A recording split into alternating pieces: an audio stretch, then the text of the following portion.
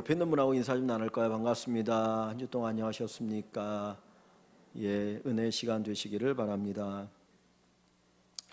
오늘 본문의 설교 제목이 주여 올소이다입니다. 예수님 옳습니다. 예수님이 하신 말씀, 예수님이 하신 행동이 옳습니다. 어떤 분이 만든 찬송에 보면 하나님은 늘 옳습니다라고 하는 찬양이 있습니다. 그 찬양의 고백처럼 우리가 믿는 하나님은 늘 옳습니다. 그분이 하시는 일, 그분이 하시는 말씀, 그분이 하시는 모든 것이 언제나 어디에서나 늘 옳습니다. 이 고백이 오늘 본문뿐만 아니라 우리 모두에게 있기를 주님의 이름으로 간절히 축원합니다. 사실 우리는 좋은 환경에 있을 때, 우리가 생각대로 일이 잘 풀려갈 때는 주여 옳습니다, 주님 늘 옳습니다, 이 고백이 쉬워요. 그런데 내 생각대로 되지 않고 내가 원하는 대로 가는 것이 아니고 정반대로 갈 때 내가 점점 낮아지고 정말 어떻게 감당할 수 없는 어디엔가 꽉 매여 있는 것 같은 그 상황 속에 있을 때 주여 옳습니다, 하나님은 늘 옳습니다, 이 고백하는 게 쉽지 않습니다. 우리가 어떤 상황에 있든지 하나님은 늘 옳습니다, 이 고백을 가지고 살아가는 우리의 귀한 믿음이 되기를 소망합니다. 여기 27절에 보면 여자가 예수님에게 말합니다. 주여 옳습니다, 주여 옳소이다. 예수님 앞에 우리가 주님은 옳습니다, 항상 이 고백하기를 소망합니다. 오늘 본문에 이 여인이 예수님 옳습니다 라고 말하는 이 배경은 이런 내용입니다. 예수님께서 갈릴리 지역에 계시다가 저 윗동네 두로와 시돈 지방에 가셨어요. 이 두로와 시돈 지방은 이스라엘 땅이 아니고 이방인들이 사는 땅입니다. 우리가 역사에서 배운 페니키아인, 아주 무역이 활발하고 그리고 문화가 많이 발전했던 그 동네 페니키아가 이 두로와 시돈 지방입니다. 여기는 건축술도 많이 발달되었던 곳입니다. 그런데 웬일인지 예수님이 그 지역에 가셨다가 한 여인이 그 소문을 듣고 예수님께 나옵니다. 그러면서 하는 이야기가 주여 나를 불쌍히 여기소서, 내 딸이 흉악한 귀신이 들렸나이다. 지금 이 여인에게는 딸이 있는데 그 딸이 어떤 딸이에요? 흉악한 귀신이 들린 딸이에요. 성경에 정확하게 어떤 내용인지 모르겠지만 정신병인지 육체적인 어떤 질병인지 모르겠지만 정말 그 부모가 볼 때, 어머니가 볼 때 너무 가슴이 아파서 볼 수가 없었습니다. 어떻게든지 내 딸을 고치기 위해서 이쪽 저쪽 다 쫓아다녔지만 고칠 수가 없었어요. 그런데 자기가 살고 있는 그 지역에 예수님이 찾아오신 것입니다. 정말 맨발 벗고 달려가서 예수님에게 뒤에서 큰 소리로 외치면서 주 다윗의 자손이여, 내 딸이 흉악한 귀신이 들렸으니 좀 고쳐주십시오라고 간절하게 애원을 합니다. 그런데 주님은 뒤돌아보지도 않습니다. 묵묵히 그 길을 가는 겁니다. 너무나 그 옆에 있던 제자들이 안타까웠던지 예수님 좀 어떻게 하십시오, 귀찮아 죽겠습니다.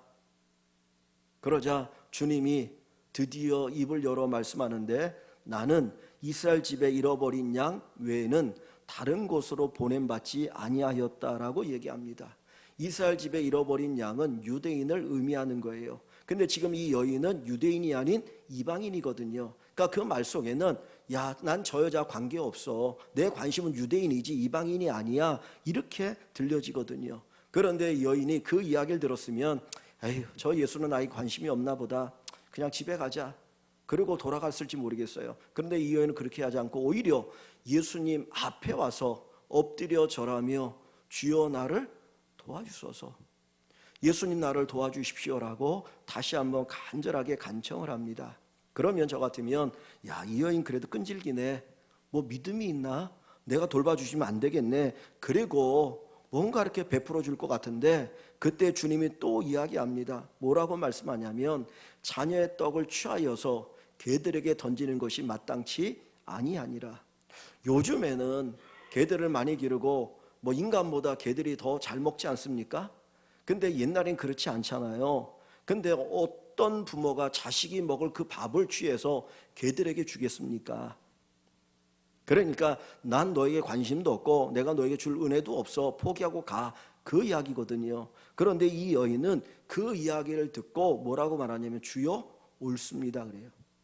주여 옳습니다. 어떻게 주여 옳습니다라고 하는 말이 나올까요? 이전에는 침묵하셨던 주님, 그리고 한마디 딱 하시는데 난 이스라엘 집에 잃어버린 양 외에는 보냄받지 않아서 넌 내 관심이 아니야. 그리고 나서 또 하시는 말씀이 자녀의 떡을 취하여 개들에게 주는 것이 마땅치 않아. 너는 개 같은 존재야. 이 귀한 걸 내가 어떻게 너에게 주겠어? 라고 말씀하시는 거거든요. 그런데 여인은 그 말을 들었는데 그때 주여 올소이다라고 얘기합니다. 여기서 이 여인이 예수님 옳습니다, 주님 당신이 하신 말씀이 옳습니다라고 하는 것은 단순히 거칠애로 예의상으로 하는 말이 아니잖아요. 만약에 이 여인이 하는 이야기가 예수님이 보실 때 거칠애로 예의상 하는 말이었다면 그 뒤에 주님께서 여자여 내 믿음이 크도다라고 말씀하지 않으셨을 거예요. 이것은 분명히 이 여인의 진실된 마음이었습니다. 진심이었습니다. 그 여인은 예수님의 그 이야기를 들으면서도 주님 옳습니다, 주님 옳습니다, 주님 옳습니다라고 이야기합니다. 그리고 그 뒤에 뭐라고 말합니까? 개들도 제 주인의 상에서 떨어지는 부스러기를 먹나이다. 그 예수님의 그 부스러기 은혜만 있어도 나의 딸이 나을 것입니다 라고 고백을 합니다. 그때 예수님이 그 여인의 이 말을 들으시고 여자여 내 믿음이 크도다, 내 소원대로 되리라고 말씀하셔요. 우리 같으면 화를 낼 상황입니다. 우리 같으면 예수님을 향하여 원망할 상황입니다. 아니 내 딸을 안 고쳐주면 안 고쳐주지 어떻게 나에게 이렇게 막말할 수가 있느냐, 도대체 나를 뭘로 보는 거냐. 그리고 예수님한테 오히려 분노하고 화를 내고 비방하고 그리고 돌아설 수 있는 상황입니다. 그런데 이 여인은 그렇게 하지 아니하고 주님 옳습니다, 주님 옳습니다. 우리가 예수를 믿는다고 하는 것, 바로 이 믿음을 가지고 살아가는 믿음이 되길 원합니다. 예수님 옳습니다. 우리가 예수를 믿는다라고 하는 것은 주님 옳습니다, 주님이 하시는 그 행동이 옳고요, 주님이 하시는 그 말씀이 옳습니다. 사실 이 고백이거든요. 우리가 믿는다라고 하는 것은 예수님의 모든 것, 예수님이 하시는 모든 일이 다 옳다라고 하는 이 고백을 드리는 것이 우리의 믿음입니다. 저나 여러분이나 이 여인처럼 주님 옳습니다, 하나님은 늘 옳습니다, 이 고백할 수 있는 믿음이 되기를 소망합니다. 이 여인이 예수님에게 이런 고백을 할 수 있었던 단서를 찾아본다면 크게 두 가지를 찾아볼 수 있어요. 첫째는 예수님의 행동입니다. 먼저 여기 21절을 한번 보겠습니다. 21절에 보면 예수께서 거기서 나가서 두로와 시돈 지방으로 들어가시니, 예수님이 어디로 가셨다고요?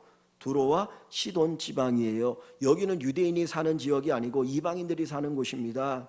그런데 예수님이 거기에 가셨다라는 거예요. 거기에 가셨다라는 거죠. 자, 24절을 보세요. 24절에 보면 예수님께서 이 여인에게 침묵하시고 제자들이 시끄럽다고 귀찮다고 할 때 주님 뭐라고 말씀합니까? 그 제자들의 말을 받아서 나는 이스라엘 집에 잃어버린 양 외에는 다른 데로 보내심을 받지 아니하였다 그랬어요. 내가 누구에게만 보냄받았다고요? 유대인에게만 보냄받았다는 거잖아요. 그러면 예수님이 유대인에게만 보냄받았다면 예수님은 이방인들이 사는 곳에 가면 되나요? 안 되나요? 안 되는 거잖아요. 거긴 내 관심 밖이니까 거기 가면 안 되는 거예요. 그런데 주님, 지금 예수님은 어디에 오셨어요? 두로와 시돈 지방, 이방인이 사는 이곳에 오신 거예요. 이 여인을 찾아오신 거예요. 그러니까 이 여인은 자기를 찾아오신 그 예수님, 말씀은 이렇게 하시지만 나를 찾아오신 예수님에 대한 그 믿음이 있었던 거예요. 예수님이 여기 오셨다는 것은 나에 대한 관심이 있는 거야. 예수님이 여기에 찾아오신 것은 나의 간절한 기도를 들으시기 위해서, 내 소원의 문제를 해결해 주시기 위해서 여기에 오신 것이라고 하는 믿음의 확신이 있었기 때문에 주여 옳습니다라고 고백하고 있는 겁니다. 예수님이 우리를 위해 이 땅에 오셨잖아요. 누구에 대한 관심이에요? 나에 대한 관심이에요. 예수님이 이 땅에 오셔서 십자가를 지셨지 않습니까? 십자가에 자기 몸을 찢었고 자기 생명을 주셨거든요. 누구에 대한 관심이에요? 나에 대한 관심이에요. 여러분 한 분 한 분에 대한 관심이에요. 우리가 그 예수님이 이 땅에 오신 성육신과 십자가의 죽음과 그 부활을 우리가 믿는다면, 하나님은 나를 사랑하시고 나에 대한 관심이구나, 하나님의 관심의 전부는 나이구나, 그렇기 때문에 내가 주여 옳습니다, 이 고백을 할 수 있다라는 거예요. 이 여인의 그 믿음의 첫 번째 단계는 예수님의 그 행동, 자기를 찾아오신 그 예수님을 보면서 흔들리지 않았고 주여 옳습니다, 이 고백을 하게 되었던 것입니다.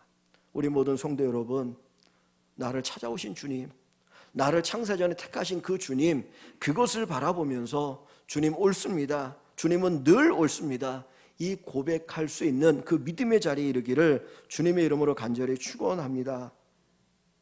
예수님은 이 여인의 간절한 기도에 침묵하셨어요. 여러분, 침묵이 거절인가요? 침묵이 거절입니까? 우리가 기도할 때마다 금방금방 응답받습니까? 아니잖아요. 기도할 때 금방금방 응답받는 사람보다는 오랜 기도 생활 속에서, 오랜 기도의 시간 속에서 응답받는 분들이 많거든요. 예수님이 이 여인에게 침묵했다는 것은 내가 너를 사랑하지 않아, 나는 너에 관심 없어, 그 이야기가 아니고 이 여인의 믿음을 보시는 거예요. 단순히 이 여인이 자기의 딸이 흉악한 귀신 들렸기 때문에 정말 그 딸에 대한 관심 때문에 나에게 찾아온 것인지, 내가 누구인지를 알고 찾아온 것인지, 그것을 확인하는 시간입니다. 하나님이 우리 기도에 침묵하실 때가 있어요. 침묵하실 때가 있어요. 그것은 우리의 믿음이 자라기를 원하기 때문이에요.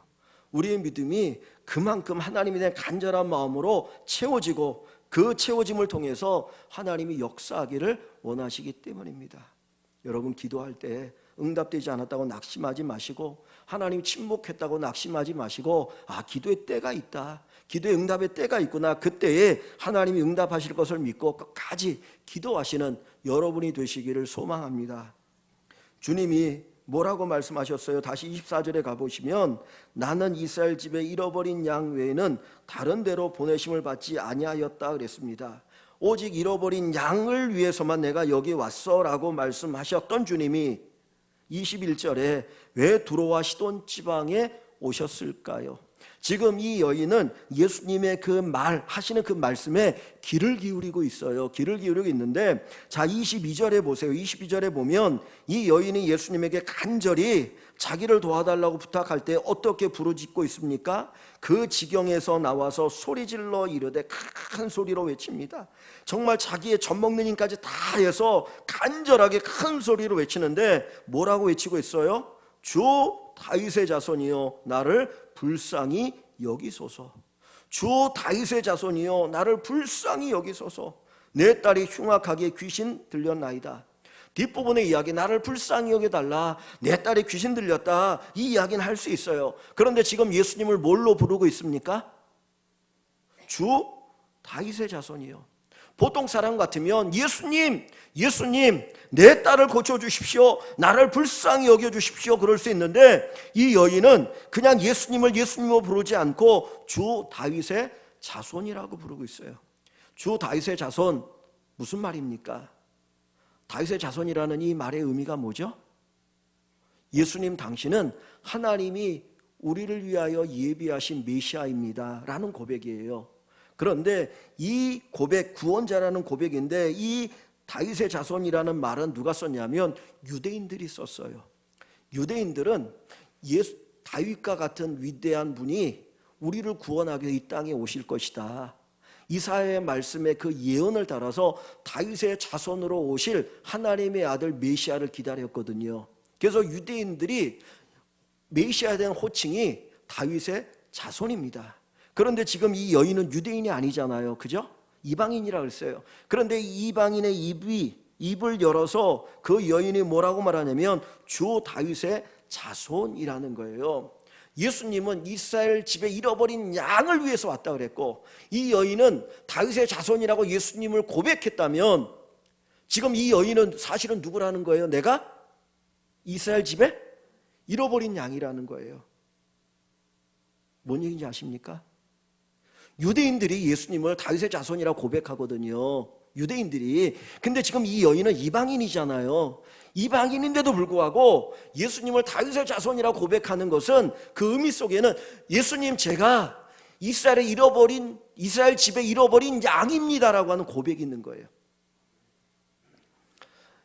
하나님께서 아브라함을 부르실 때 내가 너로 큰 민족을 이루게 하겠다 그러셨죠, 그죠? 큰 민족을 이루게 하겠다. 거기서 이 하나님이 아브라함에게 말씀하신 큰 민족은 두 가지 의미예요. 첫 번째는 혈통적인 유대인의 조상을 얘기하는 거예요. 그죠? 아브라함을 통해서 이스라엘이라고 큰 민족이 이루어지잖아요. 더 중요한 두 번째는 믿음의 조상이 되게 하신다는 거예요. 아브라함으로 시작해서 믿음의 큰 민족을 하나님이 이루어 가시는데 그 믿음의 큰 민족 가운데 한 사람이 저와 여러분들이에요. 이거는 혈통적인 민족이 아니고 믿음을 통해서 이루어진 큰 민족의 공동체입니다. 그 이야기는 이 여인이 혈통적으로는 이방인이지만 영적으로는 누구라는 거예요? 참 이스라엘 사람이라는 거예요. 그러니까 예수님에 대해서 이 고백이 있었던 거예요. 사실은 이 고백이 얼마나 크고 위대한 고백인지 모릅니다.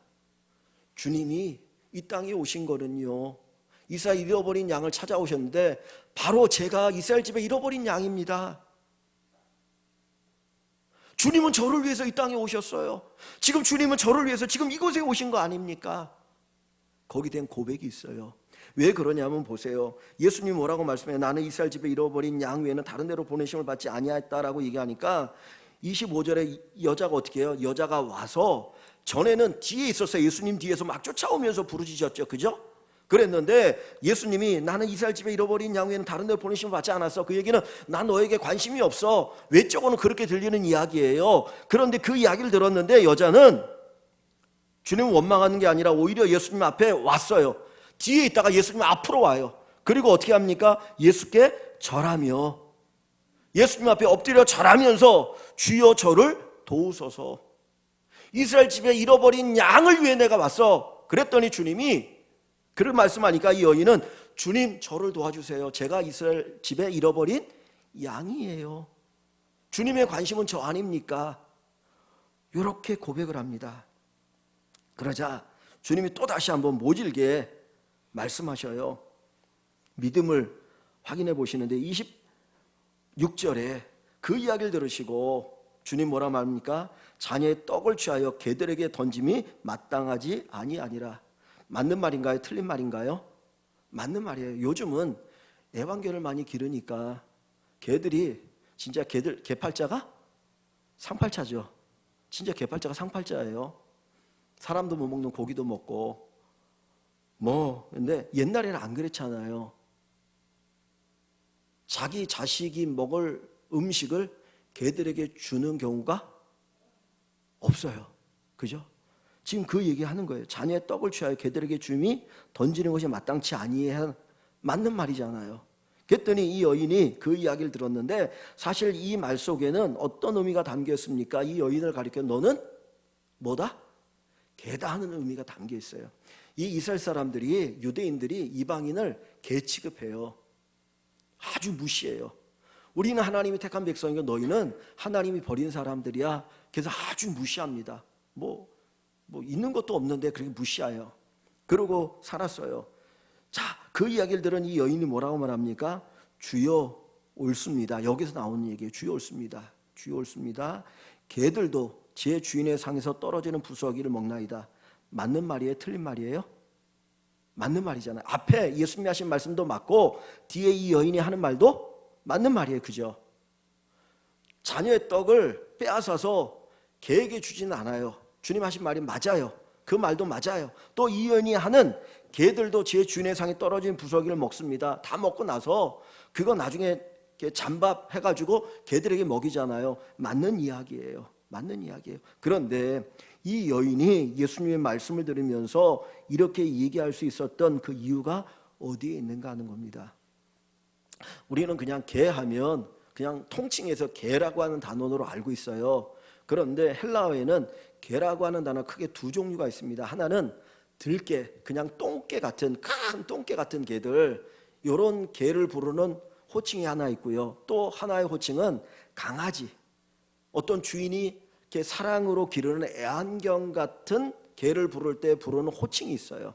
그런데 오늘 이 본문에서 주님이 말씀하신 개는 그냥 똥개 같은 길거리에 막 그냥 다니는 그런 개가 아니고 주인이 사랑으로 기르는 개를 의미하는 거예요.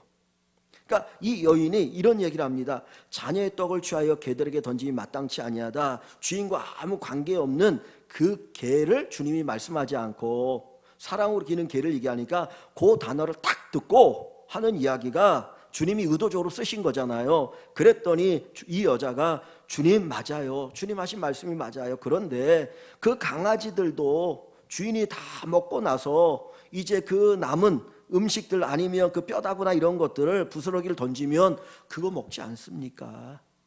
예수님, 저는 예수님의 그 강아지 같은 존재예요. 보잘것없지만 예수님은 나의 주인이십니다. 그러니 주님께서 조금 부스러기 은혜만 제게 주셔도 저는 이것 가지고 내 딸이 나을 것을 믿습니다. 요 고백을 드리고 있는 거예요. 그러니까 이 여인은 예수님이 하시는 그 말씀 하나하나 속에서 하나님이 나를 사랑하신다는 것을 잊지 않았어요. 알았어요. 말씀 속에서 이스라엘 집에 잃어버린 양이 자기라는 것. 그리고 그 개가 주님이 외면하는 개가 아니고 사랑으로 양육하기는 개라는 것. 바로 그것을 알고 주님은 저의 주인이시고 저는 그 개와 같은 존재입니다. 그러나 분명한 것은 주님과 나와 관계가 있지 않습니까? 그 관계 속에서 저에게 은혜를 주시면 내 딸이 나을 것입니다 라고 하는 이 고백을 이 여인이 드리고 있는 것입니다. 오늘 저와 여러분들이 이 믿음의 고백을 가지고 살아가기를 원합니다. 하나님이 행하신 그 일들을 보면서 하나님이 우리에게 말씀하시는 것들을 보면서 주여 옳습니다. 주여 옳습니다. 주님이 하시는 말씀이 다 옳으시고요. 주님이 하시는 일이 다 옳으시고요. 모든 것이 다 옳습니다라고 하는 이 고백이 우리의 고백되기를 주의 이름으로 간절히 축원합니다. 절대 믿음, 절대 신뢰를 갖기를 소망합니다. 우리가 누군가를 사랑한다는 것은 그분을 신뢰하는 거예요. 그죠? 내가 누구를 사랑하는 그분을 신뢰하는 거예요. 내가 내 아내와 결혼하고 여자가 남자와 결혼해서 부부가 되어지면은 절대적으로 신뢰하는 겁니다. 뒤지는 게 아니잖아요. 믿어주는 거예요. 그런데 우리가 하나님을 믿는다라고 하는 것, 그분을 사랑한다고 하는 것은 절대적으로 신뢰하고 절대적으로 믿는 것을 의미합니다. 하나님은 늘 옳습니다. 하나님은 늘 옳습니다. 내가 어떤 환경에 있든 어떤 조건에 있든 어떤 상황에 있든 나에게 어떤 일이 일어나든 하나님은 늘 옳습니다. 이 고백을 하는 것, 그것이 바로 우리의 믿음입니다. 여러분, 우리는 하나님의 일을 다 이해할 수 없어요. 하나님이 하시는 일을 다 이해할 수 없습니다. 하나님이 하시는 말씀을 다 이해할 수 없습니다. 이사야서 55장 8절 9절 말씀을 보면 이런 말씀이 있습니다. 이사야서 55장 8절과 9절 한번 띄워줄래요? 55장 8절 9절을 우리 한번 같이 읽어봅니다. 이는 내 생각이 너희의 생각과 다르며 내 길은 너희의 길과 다름이니라. 여호와의 말씀이니라. 이는 하늘이 땅보다 높음같이 내 길은 너희의 길보다 높으며 내 생각은 너희의 생각보다 높음이니라. 아멘. 내 생각, 하나님의 생각이 하나님이 하시는 말씀이거든요. 내 생각, 하나님의 생각이 너희의 생각, 우리의 생각과 다르고 하나님의 길이 우리의 길과 다름이니라 그랬습니다. 어느 정도 다르냐? 9절에 보니까 하늘이 땅보다 높음같이, 하늘이 땅보다 높음같이 내 길은 너희의 길보다 높으며 내 생각은 너희의 생각보다 높음이니라. 무슨 말이에요? 하나님의 생각과 우리의 생각이 천지 차이라는 거예요. 우리가 다 이해할 수 없어요. 저는 바둑을 잘 못 두는데 바둑을 못 두는 사람은 따먹는 게 관심이에요. 하나 따먹으면 야 이긴 것처럼. 그래서 아다리 치고 하나 따먹고 아다리 치고 하나 따먹습니다. 근데 고수들은 안 따먹어요. 고수들의 관심이 뭡니까? 대마를 잡는 거예요. 우리는 내 눈앞에 있는 것만 봐요. 내 눈앞에 있는 것만 보고 그것 보고 이익이 되느냐 손해가 되느냐 그것 가지고 하나님 원망하기도 하고 불평하기도 하고 하나님 감사하기도 합니다라고 얘기해요. 그런데 믿음의 고수가 된다는 것은 하나님의 생각이 우리가 점점 다가가는 겁니다. 하나님이 고수셔요. 하나님은 고수셔요. 그래서 하나님이 하시는 일을 우리가 다 이해할 수 없지만 하나님이 하시는 일은 우리에게 유익되게 하시는 거예요. 그래서 인간이 아무리 지혜로워도 하나님의 미련함만 못하다 그랬어요. 하나님이 아무리 어리석어도 인간보다 월등히 지혜로우셔요. 하나님이 아무리 약해도 인간의 능력보다 강하셔요. 우리가 다 이해하고 하나님 믿고 하나님을 따르고 내가 절대적인 신뢰하겠다, 평생 안 됩니다. 우리는 하나님을 다 알 수 없어요. 다 이해할 수 없어요. 그래서 우리는 다 이해하지 못하지만 그럼에도 불구하고 하나님은 옳습니다. 하나님은 옳습니다. 이 고백을 가지고 살아가는 것입니다. 이 여인이 주여 옳습니다, 주여 옳습니다, 이 고백하는 것처럼 우리들도 주여 옳습니다라고 고백하기를 소망합니다. 로마서 8장 32절 말씀입니다. 로마서 8장 32절 한번 같이 읽습니다. 자기 아들을 아끼지 아니하시고 우리 모든 사람을 위하여 내주시니가 어찌 그 아들과 함께 모든 것을 우리에게 주시지 아니하겠느냐. 무슨 말입니까? 내가 너를 위해서 예수 이 땅에 보내지 않았어. 내가 너를 위해서 예수를 십자가 못 박지 않았어. 너를 구원하기 위해서 내가 그 나의 아들, 독생자 아들 예수 그리스도를 너를 위하여 주지 않았어. 그러면 그 예수를 보면 내가 너의 필요한 모든 것을 주시지 않겠느냐, 요거 확인할 수 있지 않겠느냐, 그 이야기예요. 우리는 예수님의 십자가를 통해서 뭘 봅니까? 하나님의 사랑을 봅니다. 나를 위해서 자기 아들까지 내어주신 그 하나님이 그 보잘것없는 거, 별볼이 없는 거, 그거 우리에게 주시지 않겠습니까? 여러분 걱정하지 마십시오. 안심하십시오. 하나님이 우리 인생 책임져 주십니다. 그래서 우리가 고백할 수 있는 것은 주님은 늘 옳습니다. 주님은 늘 옳습니다. 이 고백 가지고 살아가기를 소망합니다. 하나님의 위대한 사역자였던 바울에게 큰 고통이 있었어요. 그 고통은 무엇이냐면 육체 가시, 사단의 가시라고 이야기할 정도로 심히 고통스러운 건데 성경에 나오지 않아요. 뭐라고? 어떤 사람은 간질일 것이다, 어떤 사람은 안질이다, 뭐 이런 이야기는 정확하지 않기 때문에 모릅니다. 근데 이 바울이 얼마나 그것이 자기를 고통스럽게 했으면 사단의 가시라는 말을 썼어요. 여러분 가시 한번 찔려본 적이 있지 않습니까? 되게 고통스럽잖아요. 그것처럼 자기를 엄청나게 고통스럽게 한다는 거예요. 그래서 그 고통의 문제를 놓고 하나님 앞에 3번을 기도합니다. 성경이 3번을 기도한다는 것은 딱 3번을 기도했다라는 말이기보다는 여러 번 간절히 하나님 앞에 기도했다는 거예요. 그런데 그 기도를 하나님이 들으시고 뭐라고 말씀하냐면 내 은혜가 내게 족하다 그랬어요. 이 이야기 뭐냐면 내가 너의 그 병을 고쳐주지 않아. 너 그냥 그거 평생 그 고통 가지고 살아 하는 말이에요. 얼마나 괴로우면 바울 사도가 그거 놓고 기도했겠습니까? 그런데 하나님은 안 고쳐주셨어요. 내 은혜가 내게 족하다 그랬거든요. 그리고 나니까 바울이 그때 깨닫고 이런 고백을 합니다. 하나님이 나에게 이런 육체의 고통, 사단의 가시를 내게 주신 것은 내가 교만하지 않도록, 교만하지 않고 겸손하게 하시기 위함이다 라고 고백합니다. 바울은 죽은 자도 살리는 사람이잖아요. 죽은 자도 살리는 기적을 일으켰던 사람이거든요. 수많은 기적을 일으켰습니다. 그는 다른 사람들이 보지 못했던 천국을 경험했던 사람이에요. 그렇기 때문에 그는 교만해질 수 있어요. 겸손해. 그래서 하나님이 그에게 육체의 가시를 주셔서 자기 스스로도 나를 고치지 못하는 것을 자기가 알지 않습니까? 자기 안에 있는 이 고통을 알면서 뭘 깨닫습니까? 내가 이 사람을 고치는 것은 내 힘과 내 능력으로 고치는 게 아니고 누구의 능력이다? 하나님의 능력이다. 그거 깨닫는 거예요. 그래서 겸손해지는 것이죠. 그래서 바울이 고백하기를 내가 약할 때 강함이니라. 내가 약할 때 하나님의 강함이 나타나느니라. 그는 고백합니다. 여러분 우리가 다 이해 못해요. 다 이해 못해요. 그러나 믿는 것은 하나님은 나를 사랑하시고 하나님의 말씀은 진리이기 때문에 언제 어디서나 하나님은 옳습니다. 하나님은 옳습니다. 이 고백 가지고 살아가는 것입니다. 하나님께서 우리에게 원하시는 믿음의 자리가 있어요. 바로 이 여인처럼 언제나 늘 주님은 옳습니다 고백하는 것입니다. 여러분 14K와 순금을 둘 중에 선택하라고 하면 어떤 금을 택하시겠습니까? 14K를 택하세요? 순금을 택하세요? 순금을 택하시죠. 하나님께서도 우리의 믿음이 14K 믿음과 순금의 믿음 둘 중에 하나님 택하시면 어떤 믿음을 택하고 싶으셔요? 순금의 믿음을 택하고 싶으신 거예요.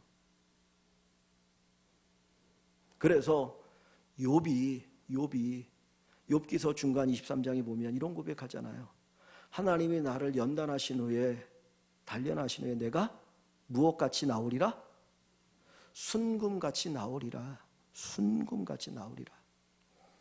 그 전에 그 친구 목사님이 그 얘기 하더라고요. 물리학을 전공한 목사님이 탄광에서 이렇게 금광에서 그 금을 막 캐지 않습니까? 그래서 그것을 모아가지고 이제 정제라고 이렇게 녹여서 금을 만드는데 90% 순도 90%짜리 금을 만드는 그 과정에 드는 비용과 90%짜리 금을 가지고 99%짜리 금을 만드는 과정의 비용과 99%의 금을 가지고 99.9%의 금을 만드는 과정의 비용이 같다는 거예요.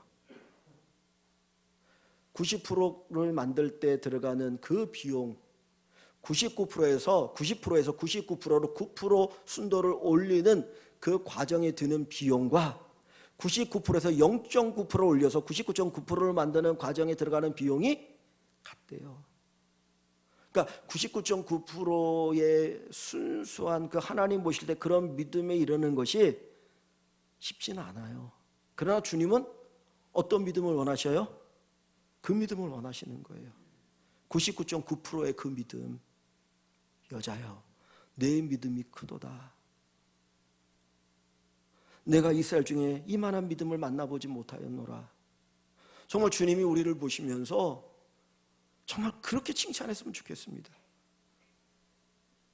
한국교회에 수천만의 그리스도인들이 있는데 그 가운데 우리를 보시면서 저와 여러분들 보시면서 야, 내가 한국교회에서 너와 같은 믿음을 본 적이 없어.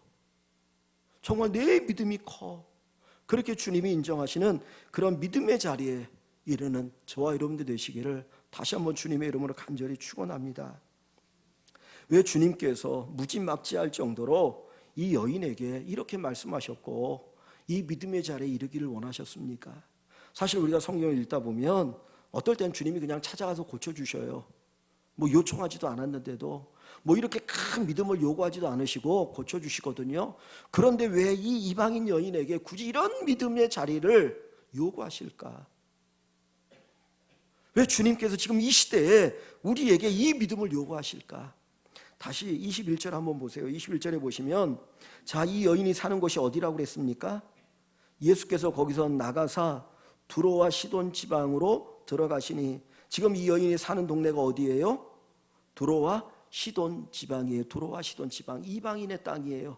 이 땅에는 예수 믿는 사람이 있어요? 없어요? 없어요. 예수 믿는 사람이 많은 곳에서 예수 믿는 게 쉽습니까? 예수 믿는 사람이 하나도 없는 곳에 예수 믿는 게 쉽습니까? 어느 게 쉬워요? 예수 믿는 사람이 많은 곳에 예수 믿는 게 쉽잖아요. 그죠? 다 그 길로 가니까.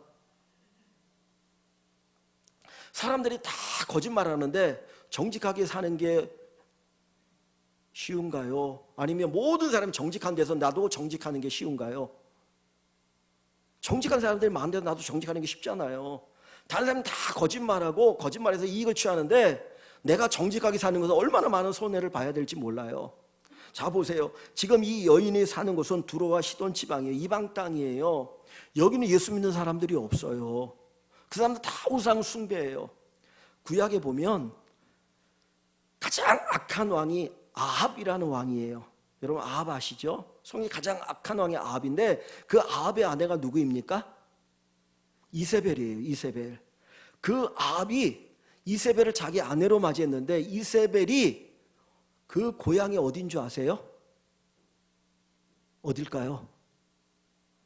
제가 이 질문을 던질 때는 여기와 관계가 있으니까 던지는 거 아니겠습니까? 어디예요? 시돈이에요. 시돈. 시돈의 왕이고 바알 제사장인 아버지의 딸이 이스라엘 땅에 와서 바알 숭배를 완전히 나라를 다 망가뜨려요.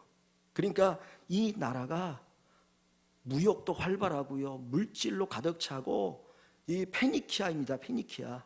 엄청나게 문화가 발달했는데 항상 문화는 종교와 같이 가요. 그러니까 우상 숭배가 만연한 이곳에서 믿음으로 산다는 것, 그것도 절대자 하나님, 절대적인 신앙, 유일신 신앙을 갖고 산다는 것이 쉽지가 않아요. 예수님이 이 땅에 가신 이유는 단순히 이 여인의 딸 하나 고쳐주는 것이 목적이 아니었고, 이 여인을 구원하고 이 여인이 이곳에서 믿음으로 살고 이 여인을 통해서 이 땅에 있는 사람들이 예수를 만나고 구원받기를 원하셔서 그 땅에 가셨고, 그 여인에게 그 믿음을 요구하시는 거예요. 우리가 사는 이 시대가 어떤 시대입니까? 어떤 목사님이 설교하시면서 그 얘기를 하더라고요. 한국교회 교인이 400만이라고 얘기합니다. 우리가 많이 뻥튀겨서 얘기할 때 1200만이 그리스도인이라고 했어요. 그리고 조금 양심 있는 분들은 한 800만, 900만 되겠다라고 얘기했어요. 그런데 코로나 이후에 그리스도인이 400만이라고 얘기합니다. 그것도 어찌 보면 많을지도 모르겠어요. 10명 가운데 한 사람. 점점 믿음으로 사는 것이 어려워요.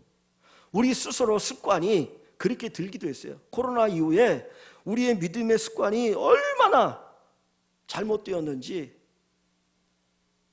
제대로 예배 드리는 것조차도 헐떡거리고 살아요. 봉사 관심도 없어요. 세상은 더 믿음과 상관없는 불신의 세상이 되었습니다. 절대가 없어요. 다 상대적인 거예요. 다원주의 사회라고 얘기합니다. 절대가 없다라고 얘기해요. 절대적인 걸 얘기하면 저 사람 전근대적인 사람이다라고 생각하는 사회 속에 살고 있어요. 꼭 예수 믿어야 되느냐, 꼭 교회 생활해야 되느냐, 그렇게 얘기하는 이 시대 속에서 우리의 믿음을 지키기 위해서, 우리가 누군가에게 복음을 전하기 위해서 우리의 믿음이 다시 한번 회복되어야 됩니다. 그 회복되어야 될 믿음의 내용이 뭡니까? 주여 올소이다예요. 나는 이해 못하지만, 나는 이해 안 되지만 예수님이 하신 말씀이, 예수님이 하신 행동이 옳습니다. 이 고백을 갖기를 원하셔요. 이 믿음으로 다시 한번 우리 모두가 회복되어지기를 소망합니다.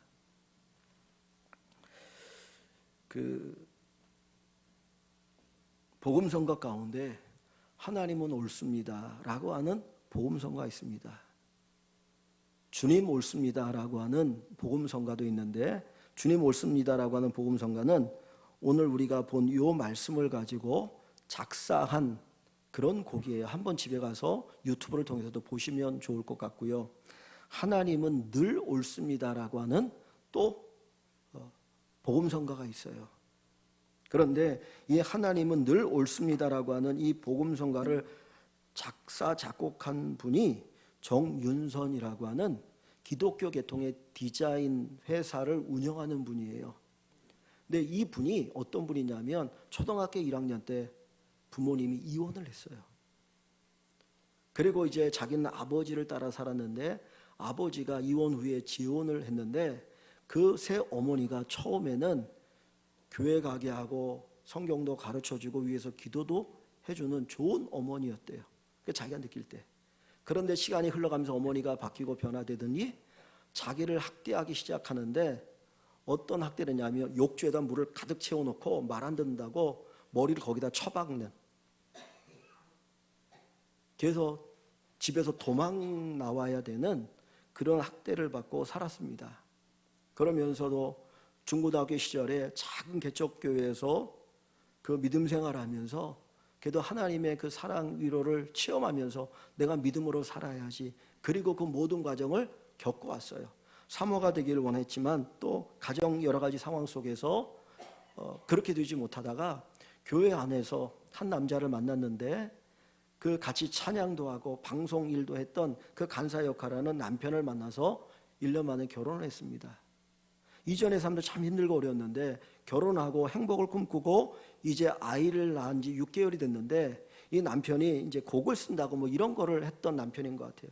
근데 자꾸 머리가 어지럽다고 하니까 한번 병원에서 검사를 맡아보자 겸사를 받았는데 뇌종양 판정을 받은 거예요. 그리고 나서 그 병든 남편을 위해서 자기가 가정의 경제적인 일을 책임져야 되니까 열심히 캘리그라피를 배워서 이제 디자인하는 사람이 되었고 지금 유명한 디자이너가 되었어요. 그런데 그 과정에서 남편이 뇌종양을 앓고 나니까 얼마나 낙심하고 절망했겠습니까? 그 상황 속에서 갈등도 있었어요. 그러면서도 하나님의 은혜를 의지하고 살아가면서 쭉 왔는데 한 3년인가 되었을 때에 다시 재발했답니다. 그런 아픔과 고통 속에서 살아가는데 그 상황 속에서도 그가 고백하기를 뭘 고백했냐면 하나님은 늘 옳습니다. 하나님 늘 옳습니다. 제가 처음 말씀을 시작할 때 우리가 잘 나갈 때 골을 넣었을 때 홈런을 쳤을 때 하나님 옳습니다. 이 이야기는 쉽게 할 수 있어요. 그런데 삼진을 먹고 패하고 실패하고 그리고 여러 가지 어려움을 당할 때 하나님 늘 옳습니다. 이 고백을 하는 것이 쉽지는 않아요. 그러나 우리가 하나님의 하나님의 은혜를 의지하고 우리가 말씀을 통해서 하나님은 옳습니다. 하나님 늘 옳습니다. 이 고백의 자리에 오를 수 있을 줄 믿습니다. 오늘 우리 모든 성도 여러분, 하나님은 늘 옳습니다. 이 고백하는 우리의 믿음이 되기를 주님의 이름으로 간절히 축원합니다. 영상으로 하나님은 늘 옳습니다라고 하는 찬양을 듣기를 원합니다. 정말 단순한 찬양을 듣는 것이 아니고 저의 고백, 여러분의 고백, 우리의 고백, 하나님은 늘 옳습니다라고 하는 우리의 진정한 고백이 되기를 주님의 이름으로 간절히 축원합니다. 찬양을 드리면서 말씀을 맺겠습니다.